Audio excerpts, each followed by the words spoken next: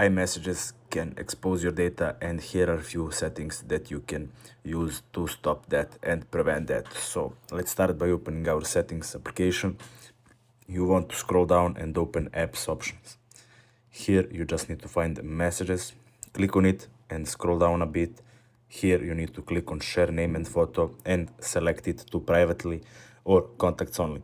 Basically, this will prevent anyone else who is not in your contacts to see your name and your photo when they are calling you or when you are calling them. Now you can scroll down a bit and disable send read receipts. This way you will disable option when people can see on the message that you have opened their message. Basically, this will respect your privacy more and you can be safe. Even if you don't want to answer on some message, they won't get notified that you opened this message.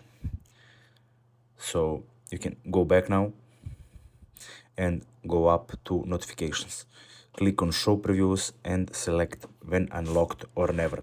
Basically, this shows the message preview in the notifications, and this can be bad if someone else is there near your phone. If they take your phone, they can see the message on the lock screen when screen is locked, and that's why you can just click on when unlocked. Basically, when locked, the message preview won't be seen. So next one is going to your Apple account, scroll down, and here you will find the every device that is connected to your Apple ID.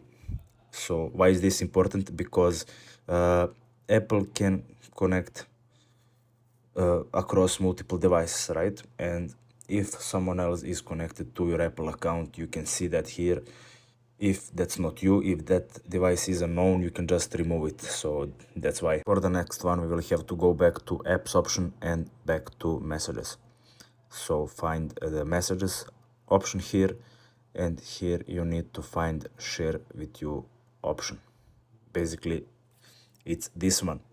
You should disable this entirely or just select few applications that you want to allow for shared with you.